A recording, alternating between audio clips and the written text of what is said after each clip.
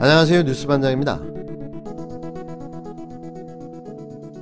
국회 법제사법위원회 소속 김용민 더불어민주당 의원은 18일 정관계 로비 의혹으로 번진 라임 사태에 대한 대검찰청의 발표와 관련해 두 눈을 의심하게 만드는 발표라며 대검은 지금 정치를 하고 있는 것이라고 비판했습니다.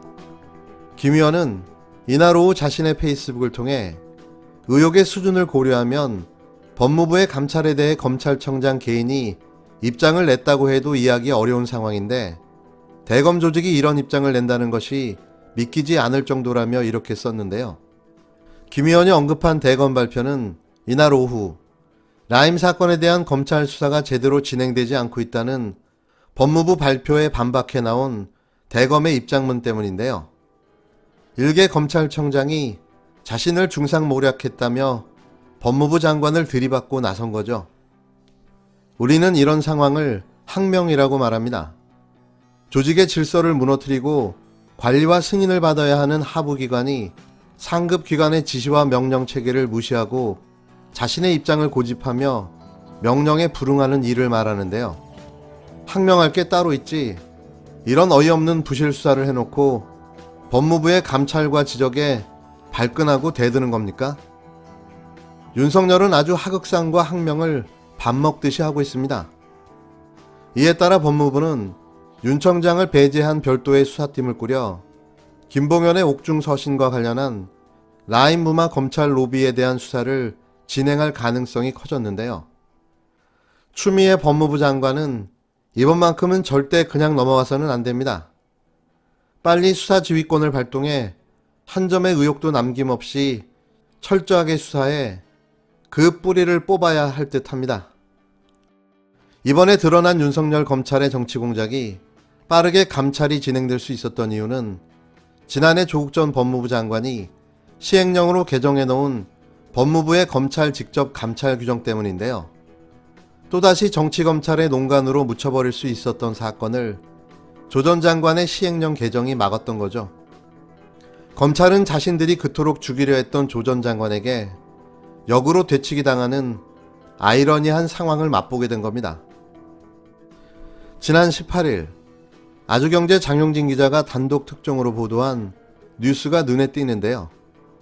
이 기사는 김봉현 전 회장의 변호를 맡은 A 변호사가 어떻게 전면에 나서지 않고 검찰과의 커넥션을 유지하며 사건을 변호해 왔는지를 보여주는데요. 이번에 밝혀진 타임라인으로 볼 때 이미 오래전부터 검찰과의 커넥션이 진행되어 왔다는 걸 알 수 있습니다. 이 기사는 이렇게 시작됩니다.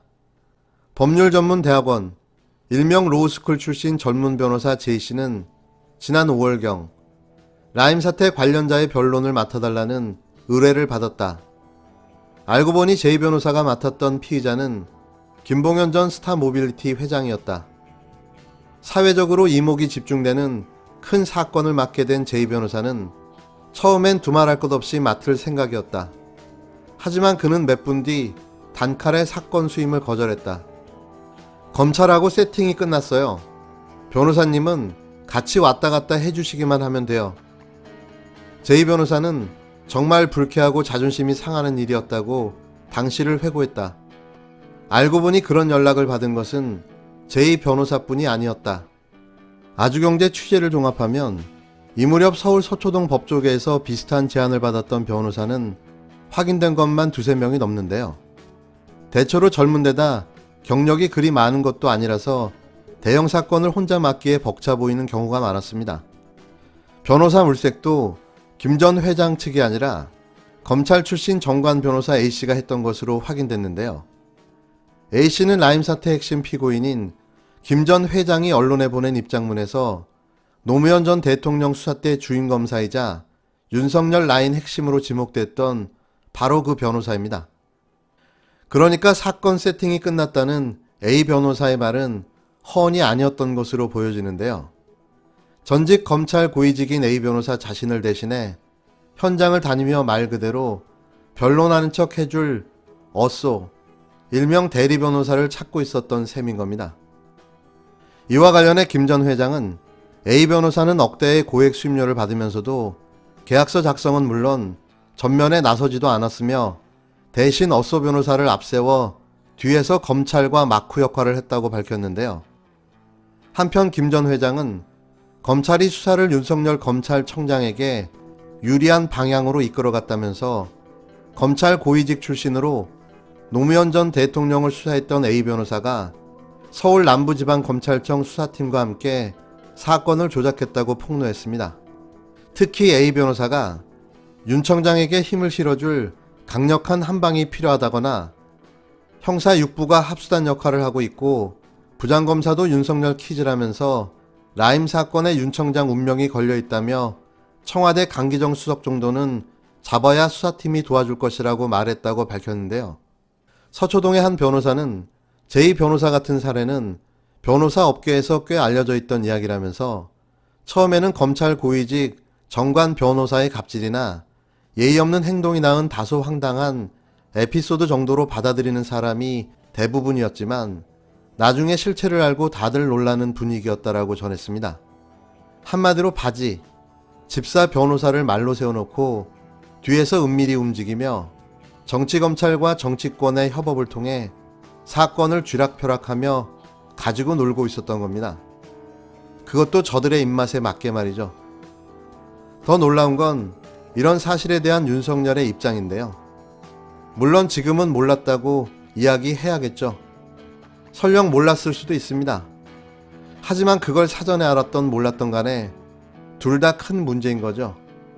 이번에는 대충 물타기로 넘어갈 수는 없을 듯 합니다. 채널A와 한동훈 검사장 간의 검언 유착 사건처럼 말이죠. 지금 국민의힘 차원에서 뭔가 또 다른 새로운 정부를 좀 갖고 계신가요? 저희들이 이 TF를 만들어서 운용을 하고 있는데 두세 건 중요한 제보가 들어왔다는 것이고요. 저희들은 지금 정쟁을 하는 것이 아니라 제대로 수사하라고 요구하고 있을 뿐인데 오히려 민주당이 별것이 아닌 사건이다, 문건이 가짜라고 하면서 정쟁으로 몰아가려고 하고 있는 그것이 훨씬 나쁜 것이고요. 네. 저희들은 특검을 관찰할 수단은 국회의결인데 보시다시피 저희들은 103명밖에 되지 않고 민주당은 저 의석을 가지고 이제 깔아뭉개려고 하는데 국민들께서 민주당에 저런 의석을 주신 뜻은 제대로 하라고 주신 것이지 깔아뭉개라고 주신 것이 아니거든요. 네. 일종의 장외투쟁도 생각을 하고 있는 건가요? 저희들 장외투쟁도 고려하고 있습니다. 네. 지금까지 장외투쟁은 원내투쟁을 포기하는 장외투쟁이 많았는데 저희들 원내에서 최선을 다해보겠지만은 그것이 안 될 때는 국민들에게 직접 호소하는 방법도 저희들이 지금 강구를 하고 있습니다. 네. 주호영 국힘당 원내대표는 18일 MBN 정훈갑의 집중 분석에 출연해 이렇게 말했는데요. 두세 건의 중요한 제보가 있다. 특검 안 되면 장외투쟁도 고려하겠다. 이 사건은 권력형 비리 게이트일 확률이 높다. 판이 뒤집히니 급하긴 급해진 모양입니다. 평소에는 거들떠도 보지 않던 MBN에 출연해 허둥지둥 말도 안 되는 소리를 쏟아냈는데요. 판이 뒤집혔는데도 계속해 권력형 게이트랍니다. 이게 권력형 게이트인가요? 아니면 검찰 게이트인가요? 어떻게든 문재인 정권을 잡고 늘어져야겠죠. 그것만이 살 길이니 하지만 그도 실패인 듯합니다. 이날 주 대표의 발언 중 가장 압권은 안철수에 대한 발언이었는데요. 안철수 국당 대표를 향해서 역대 대선은 기호 1, 2번의 대결이지 3, 4번이 된 적이 없지 않냐라며 그런 현실을 직시한다면 기호 2번을 받을 수 있는 노력을 해야 대권에 가까이 갈 수 있다고 말했습니다. 사실상 안철수를 향해 입당을 권유한 건데요. 주 원내대표는 자신이 대권에 도전할지에 대해서 묻자 당의 기반을 다지는 것이 우선이라며 즉답을 피했습니다. 그는 당이 국민의 신뢰를 회복하는 게 제일 중요하고 거기에 우리 선수를 골라 태우면 가장 좋은 것이라며 당 지지 기반을 튼튼히 하고 당의 단합을 도모하는 일에 집중할 것이라고 말했는데요. 저는 사실 국힘당, 주호영, 안철수, 김종인 한편의 코미디 영화를 보는 것 같아서인데요. 아직도 세상이 어떻게 돌아가는지 자신들의 입지가 어떻게 되는지 여기가 어디고 나는 또 누구인지 분위기 파악을 못하고 있기 때문이죠. 아직도 개꿈을 꾸는 이들의 코미디는 날이 갈수록 더해만 가고 있습니다.